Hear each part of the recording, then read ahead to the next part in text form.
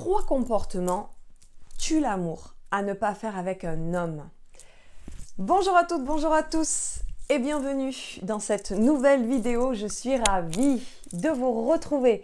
J'espère que vous allez bien, j'espère que vous avez la forme aujourd'hui.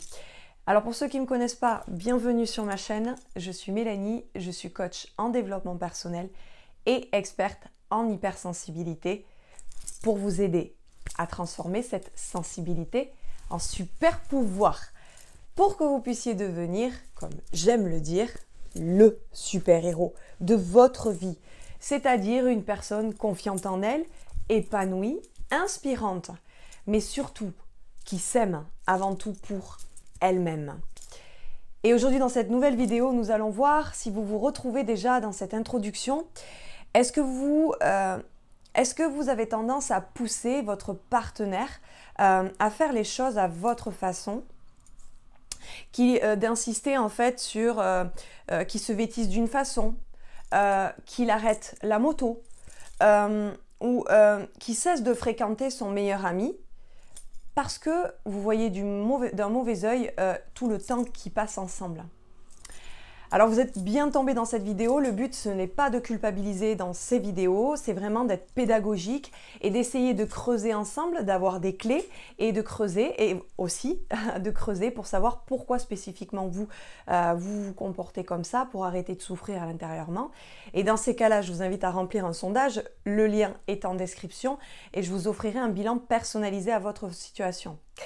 En attendant, la première clé que je voudrais vous transmettre, c'est que derrière ces demandes déraisonnables, en fait, que vous pouvez avoir, et je vous rappelle, ce n'est pas pour vous faire culpabiliser, mais pour vous aider à grandir, et de la meilleure des manières.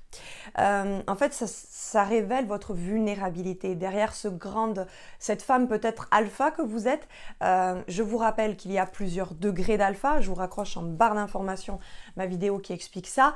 On peut avoir un peu des extrêmes d'alpha en soi, et dans ces cas-là, on peut paraître pour être une femme sûre d'elle, confiante en elle, mais ça cache au fond une femme vulnérable et peu sûre d'elle derrière ces demandes qui sont déraisonnables.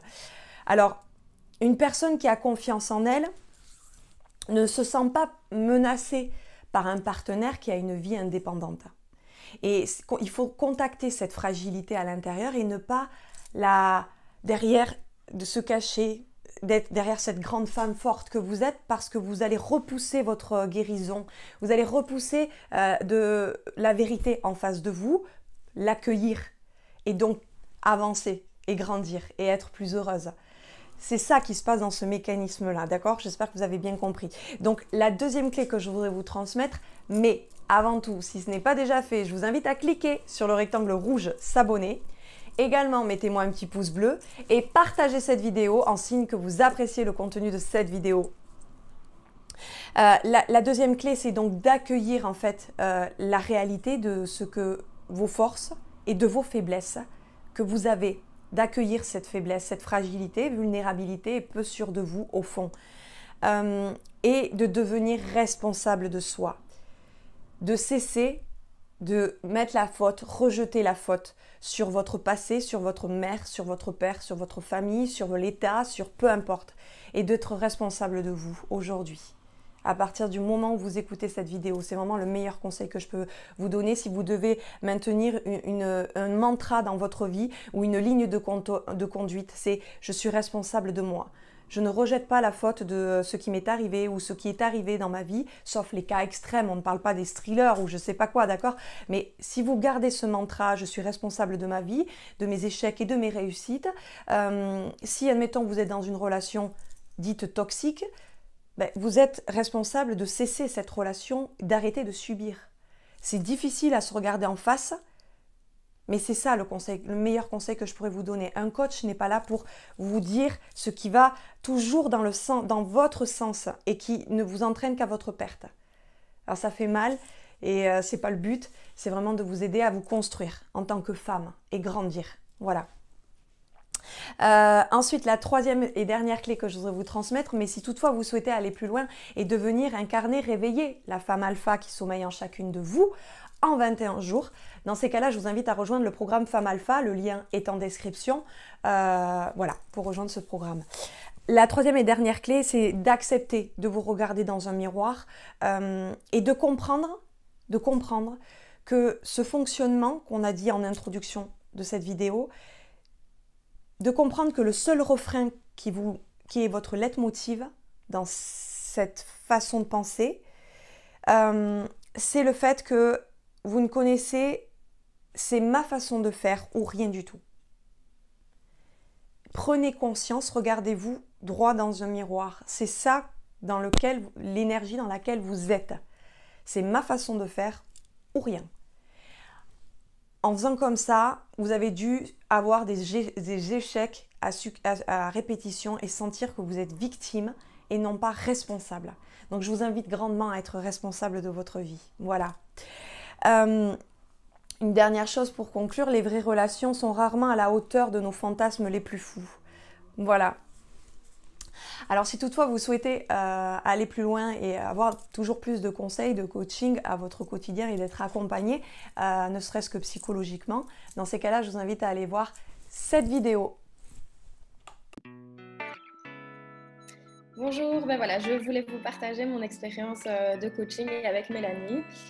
Donc aujourd'hui, ça fait 7 mois que je profite de ce coaching et ça m'a apporté vraiment beaucoup de choses et ça peut être intéressant de vous le partager pour que vous puissiez sauter le pas à votre tour si vous ne vous sentez pas bien dans votre vie. Donc voilà, moi très rapidement, ça m'a permis de couper un lien très fort avec ma maman et donc j'ai pu prendre un appartement sereinement, ce que j'imaginais pas pouvoir faire avant. Ça m'a aussi peu de temps après permis de trouver un nouveau travail qui me convient vraiment, qui me convenait vraiment bien, donc c'était super positif aussi. Ça m'a apporté vraiment beaucoup de choses, même au niveau émotionnel, ça m'a permis de reprendre confiance en moi, de retrouver une estime de moi que j'avais perdue. Et quelque chose de très important, c'est que ça m'a apporté énormément de douceur envers moi-même. Et ça, c'est quelque chose dont je profite encore tous les jours. Et ce qui est vraiment chouette aussi, c'est que je me sens accompagnée pas à pas et ça permet d'être tirée vers le haut. Et que quand on se retrouve confronté à des événements négatifs, on peut se rattacher à ce coaching, la séance qui va arriver, et on a des outils pour faire face. Et pour moi, le point le plus important dans ces coachings, c'est qu'on va un peu soulever des blessures qui se sont passées dans notre passé justement.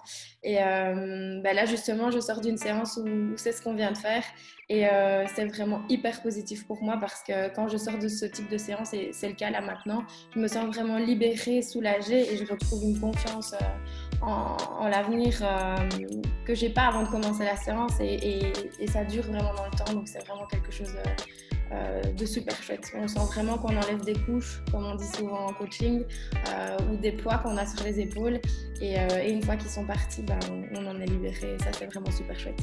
Donc voilà, je vous encourage vraiment à sauter le pas parce que moi ça ne m'apporte que du positif et c'est pas pour rien que ça fait 7 mois que je suis suivie par Mélanie. Donc voilà.